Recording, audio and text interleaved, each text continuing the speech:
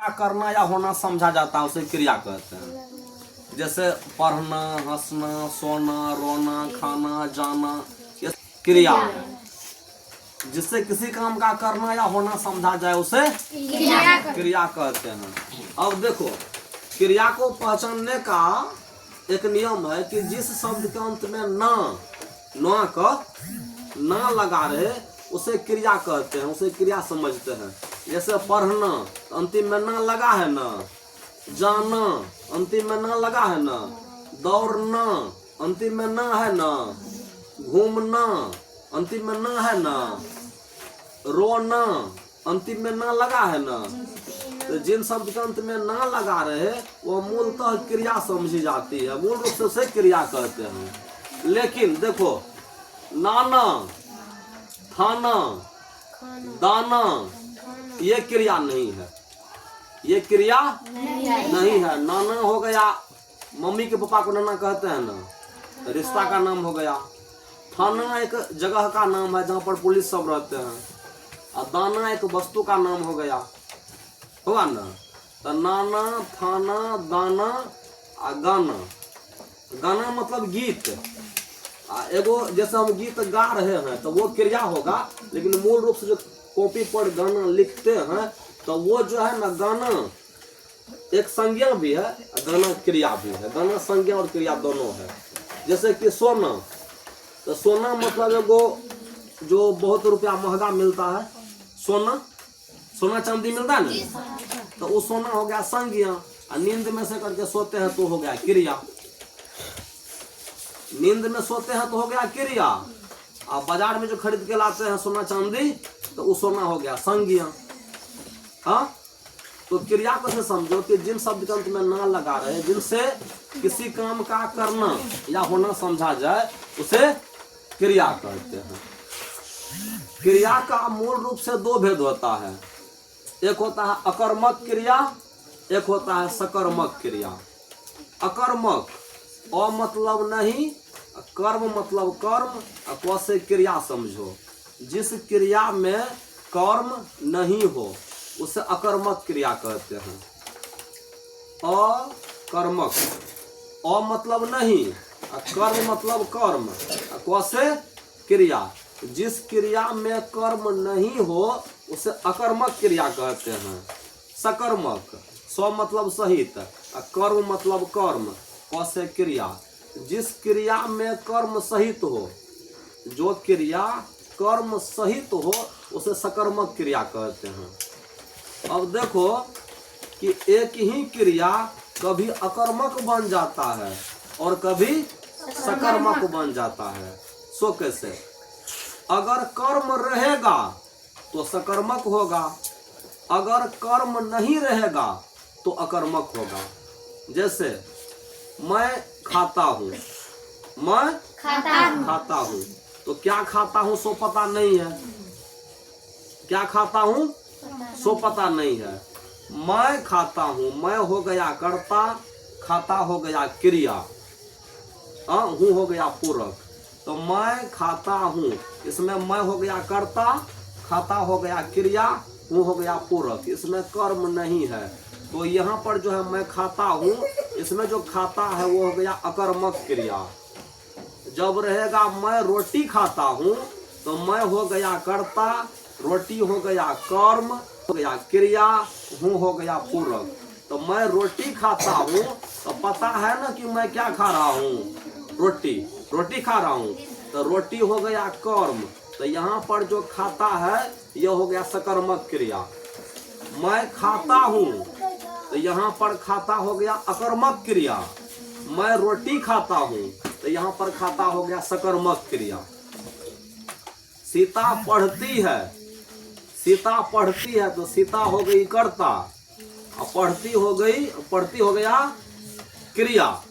तो सीता पढ़ती है तो यहाँ पर जो पढ़ती है ये हो गया अकर्मक क्रिया। और जब है कि सीता किताब पढ़ती है या सीता रामायण पढ़ती है, तब हो गया रामायण हो गया, किताब हो गया कर्म। तो सीता किताब पढ़ती है तो ये पढ़ती हो गया सकर्मक क्रिया। समझा? जब कर्म रहेगा तो सकर्मक क्रिया होगा, और जब कर्म नहीं रहेगा तो अकर्मक क्रिया होगा। अकर्मक सकर्मक समझा? वह दौड़ता है, वह दौड़ता है, तो वह दौड़ता है तो दौड़ता हो गया अकर्मक क्रिया। वह मैदान में दौड़ता है तब हो गया सकर्मक क्रिया। वह चलाता है अकर्मक क्रिया, वह थ्रेसर चलाता है तब सकर्मक क्रिया। सीता पकाती है, सीता पकाती है तो पकाती हो गया अकर्मक क्रिया। सीता चावल पकाती है या सीता रोटी पकाती है तब सकर्मक क्रिया। मतलब कि कर्ता क्या कर रहा है, कौन सा काम कर रहा है, अगर ये पता चले तब हो जाएगा सकर्मक क्रिया। अकर्मक सकर्मक समझा? ऐसे चलो, इसके बावजूद जो है और सब क्रिया होता है, जैसे पूर्वकालिक क्रिया। पूर्वकालिक क्रिया, तो पूर्वकालिक क्रिया किसे कहते हैं? जब कर्ता एक काम को समाप्त करके दूसरा काम शुरू करे तो पहले वाले काम को पूर्वकालिक क्रिया कहते हैं। जैसे कोई आदमी देखो, राम स्नान करके पूजा करता है, राम स्नान करके पूजा करता है, तो राम पहले कौन सा काम किया? स्नान किया, तो स्नान हो गया पूर्वकालिक क्रिया।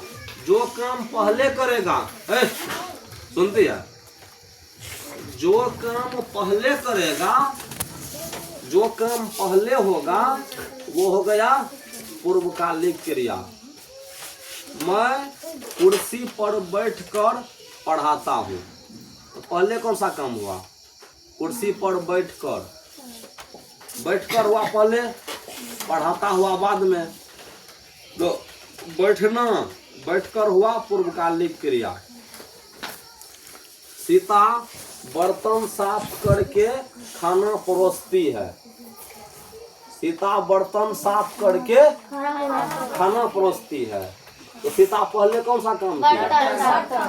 पहले बर्तन साफ की, तो साफ करना यहाँ पे हो गया पूर्वकालिक क्रिया। जो काम पहले हुआ उसे कहते हैं पूर्वकालिक क्रिया। जो काम पहले हुआ उसे कहते हैं पूर्वकालिक क्रिया। पूर्वकालिक क्रिया समझा?